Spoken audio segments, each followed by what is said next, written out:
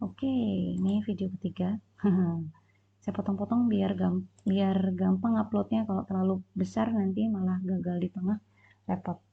Video pertama sudah diupload. Sekarang video kedua. Kita akan mengerjakan soal yang ada di. Jadi materi sudah selesai ya. Tinggal nanti kalau semua dijelaskan di sini tanpa ada latihan, saya rasa juga nggak ada gunanya. Kita akan coba mengerjakan tugas yang ada di dalam modul. Nah, nanti setelah ini teman-teman akan mengerjakan tugas. Nah, akan saya buka mulai dari jam 12. Teman-teman akan mulai mengerjakan dan akan dikumpulkan pukul 4 ya, sama seperti kemarin. Oke. Yang pertama adalah buatlah program menggunakan percabangan if. Udah mulai nge-record kan ya? Dengan if dengan mengubah suhu temperature dari dan ke Celsius dari Fahrenheit. Oke, untuk memudahkan gunakan angka sebagai penanda seperti 1 Fahrenheit dan 2 Celsius. Penggunaan string karakter untuk logika percabangan akan diajarkan pada modul perulangan. Oke, masukan dari user adalah 1 ataupun 2. Dan gunakan pembulatan agar hasil konversi tersebut berbilangan bulat.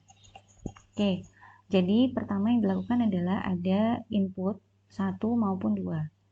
Jika dia pilih 1, maka akan mengubah dari Fahrenheit ke Celsius. Jadi inputnya adalah Fahrenheit. Jika dia pilih 2, maka dia akan mengubah dari Celsius ke Fahrenheit. Kurang lebih seperti itu ya. Maka yang pertama kita kerjakan adalah kita bikin sini tugas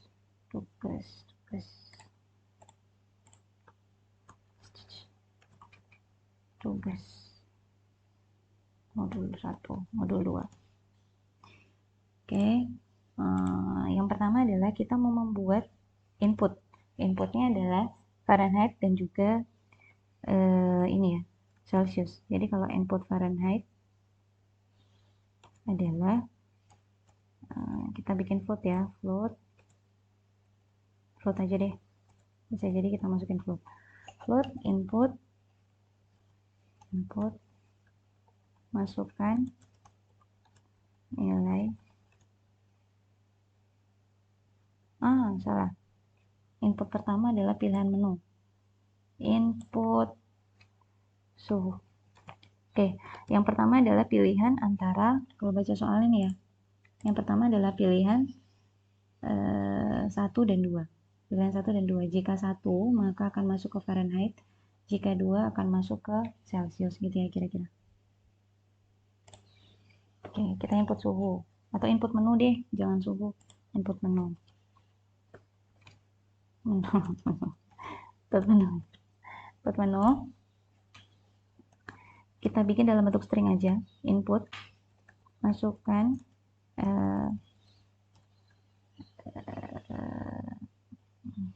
Pilih konversi suhu gitu ya, konversi suhu 1 Fahrenheit ke Celsius 2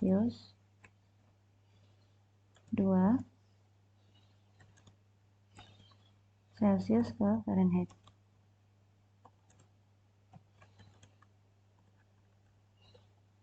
Oke, Celsius ke Fahrenheit gitu kan ya.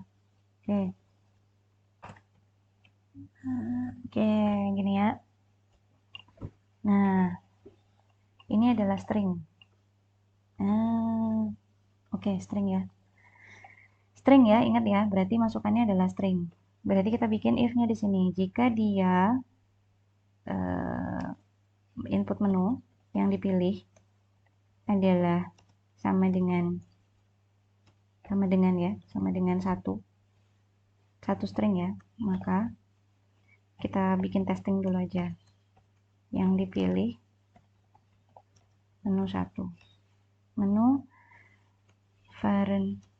Yang dipilih adalah menu Fahrenheit ke Celsius. Copy aja ya, biar cepat. Oke. Nah, yang kedua, elif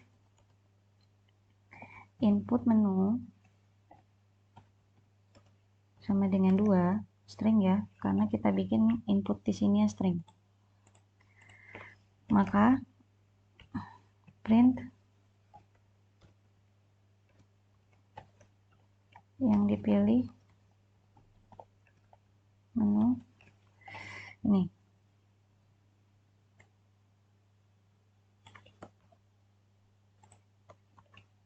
Oke. Gini ya. Else. Nah, perhatikan soalnya. Else itu katanya kita harus membuat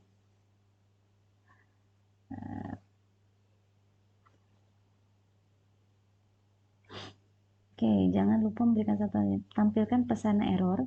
Tampilkan pesan error jika pilihan konversi suatu bukan 1 dan 2. Oke. Berarti jika dia tidak 1 dan tidak 2, maka print error. Jangan error lah ya. Tidak ada di dalam menu gitu ya. Oke, kita bikin ini dulu sebelum kita isi. Oke, kita run. Kita mau yang mana nih? Kalau kita mau 1, berarti nanti yang keluar adalah, yang dipilih adalah menu 1, jalan ya, if-nya. Jika kita pilih 2, maka jalan juga if-nya. Jika kita pilih misalnya 4, tidak ada di dalam menu. Oke ya, berarti menu if-nya jalan. Sekarang kondisi pertama adalah kita akan mengisi jika dipilih menu 1. Jika dipilih menu 1 berarti Fahrenheit ke Celsius. Berapa dah itu Fahrenheit ke Celsius? Itu Celsius.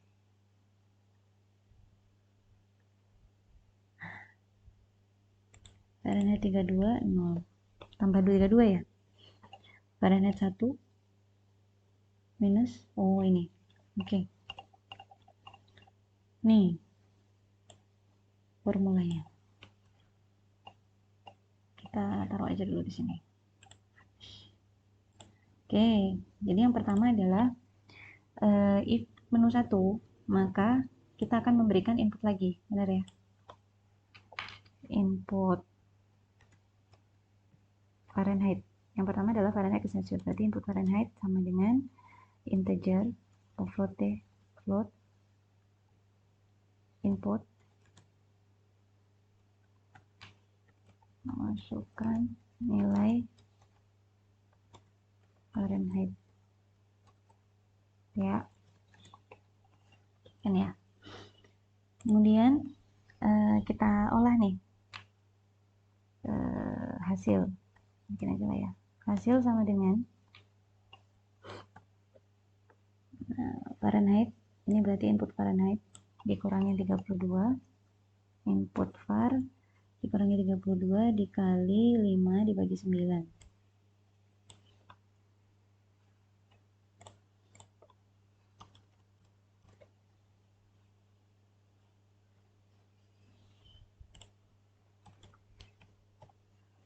Dikali 5 dibagi 9. 5 per 9 ini ya.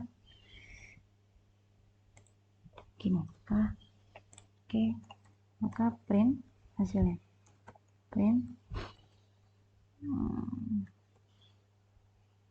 nilai Celsiusnya adalah, masukin dia Celsius. Oke, kita cobain dulu. Input var dikurangin 32 dikali 5 per 9.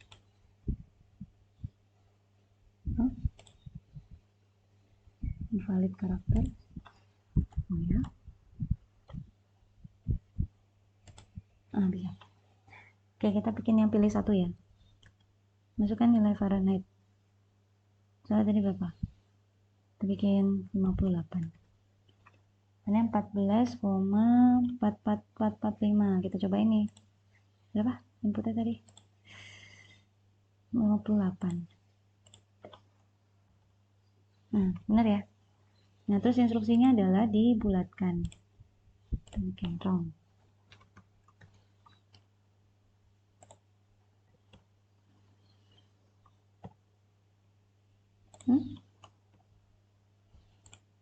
Coba ya. 1 bukan. Nah, Nah ya, sudah dibulatkan 14,0 pakai round ini. Nah sekarang kita kerjakan yang Celsius, kerjakan ke Celsius to Fahrenheit. Ini dia, modal copy aja. Oke, sekarang adalah berarti sama seperti yang tadi, jika masukin menu 2, maka kita bikin input dalam bentuk Celsius, kan? Input dalam bentuk Celsius. Masih ngerekamkan ya? Oke, Celsius, input masukkan nilai Celsius. Masukkan suhu dalam gitu ya, suhu dalam Fahrenheit, masukkan suhu dalam Celsius. Oke, terus kemudian hasil kemudian copy aja ini ya. Jadi derajat Celcius dikali 95. Oke, berarti ini adalah input Celcius dikali 9/5, kita kurungin aja daripada mumet. Gini, input cell dikali 935 ditambah 32. Ini sudah pasti yang dikerjakan, pasti ini dulu ya, kali baru tambah ini tambah 32. Oke, maka print nilai Fahrenheit-nya adalah nilai Fahrenheit-nya adalah tik 2 seperti ini. Kita bikin round. Oke, kita cobain ya. Kita pilih nomor 2, masukkan input dalam Celsius. Nah, kita bikin 100 kah? 100 kah 212, cobain ya. Nah, benar ya. Oke, sudah selesai soal nomor 1. Oke ya, nomor 1 sudah selesai. Saya rasa syaratnya udah semua ya. Oke, kemudian soal nomor 2. Buatlah program untuk menentukan hasil ujian dari mata kuliah. Uraikan skornya. Nilai akhir adalah 70% nilai UAS dan nilai UTS. Jadi nilai UAS dan nilai UTS jadi menjadi sebuah input. Oke. Oke, sekarang tugas modul 2 yang kedua. Jadi inputnya adalah 1 input UTS. Langsung aja ya kita integerkan. Integer input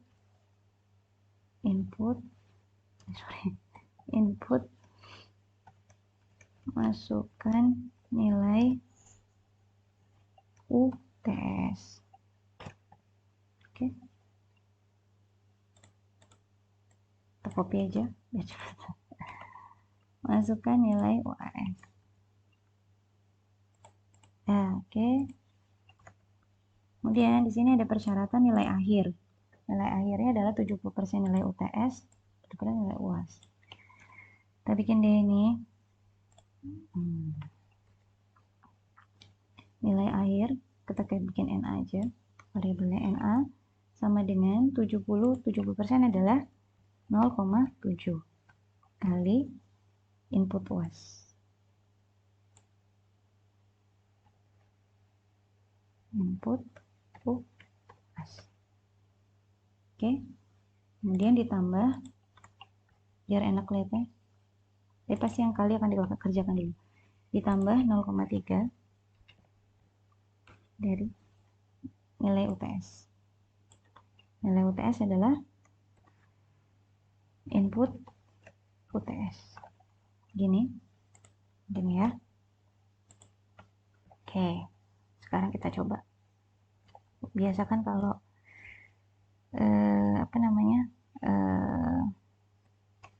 teman-teman lagi ngoding itu dicobain dulu setiap partnya. Jadi kalau ada yang error, nggak akan terlalu jauh nyarinya. Oke, kita cobain ya. Apakah komputasi NA-nya berhasil? Misalnya 70%, misalnya nilai US-nya 8, yang gampang lah ya, 100 gitu ya. Oke, 100. Jalan ya. Jalan lah ya. Berarti ini jalan lah intinya gitu. Oke, sekarang kalau kita lihat di soalnya, ada beberapa persyaratan nih. Beberapa persyaratan. Kita copy ya, biar nanti nggak usah bolak-balik. Kita letakkan di atasnya ini. Search, cell above. Kita taruh di ini. Okay. Syarat nilai. Oke, ya. Oke. Kita letakkan di sini. Nanti kita buat sebuah if nilai NA-nya lebih sama dengan 80, maka NA lebih besar sama dengan 80, maka print false.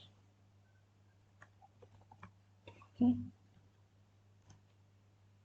Kemudian elif yang kedua, NA di antara 80 dan 70. Di 80 lebih besar dari 80 ya, karena sama dengannya udah di atas. Bisa 80 lebih besar sama dengan 70, maka print lulus dengan pertimbangan. Oke, kita bikin elif yang ketiga. Elif 70 lebih besar NA lebih besar sama dengan 55. Print lulus dengan tugas. Kemudian yang berikutnya, elif 55 lebih besar NA lebih besar sama dengan 40. Oke. Print mengulang. Oke. Kemudian jika kurang daripada 40, maka gagal. Bisa nggak kita bikin L saja? Jika NA lebih kurang dari 40, nah kita bikin L saja ya, karena itu udah kondisi terakhir kayaknya. Jadi semua kondisi sudah masuk ke sini ya. Oke, sudah deh.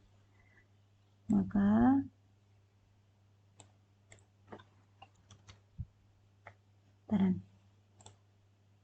Nah, kita bikin kondisinya adalah kecil ya. Kita bikin UTS-nya 50. UAS-nya even worse misalnya 30,4. Nilai 30,4 itu sudah kurang daripada 40. Berarti akan diambil yang ini. Lagi kita cobain sedikit. Nilai UTS-nya 80. Nilai UAS-nya 70. Maka nilai akhirnya 73. Yang keluar adalah dengan lulus dengan pertimbangan. Oke, kita taruh di atas ya ini.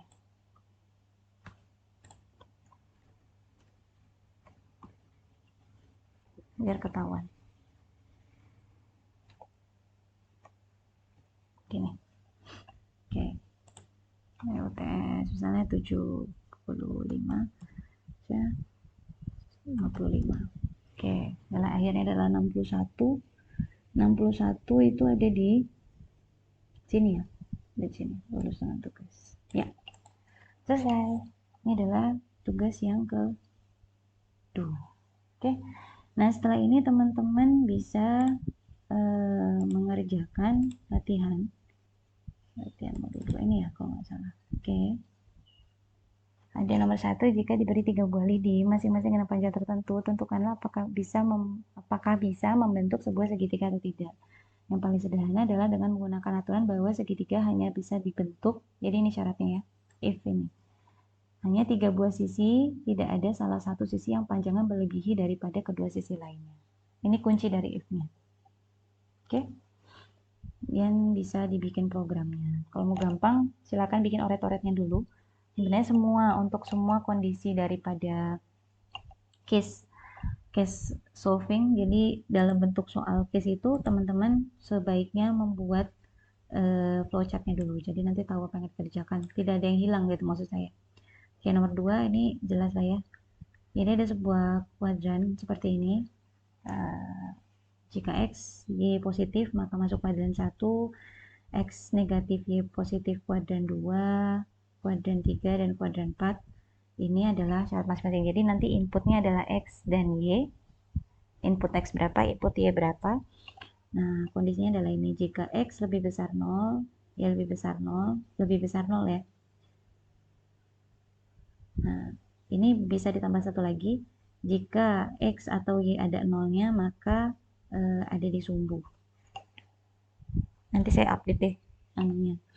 Jadi bikin satu syarat lagi, jika X atau Y ada di sumbu, maka keluarannya adalah tidak di dalam kuadran namun di dalam sumbu.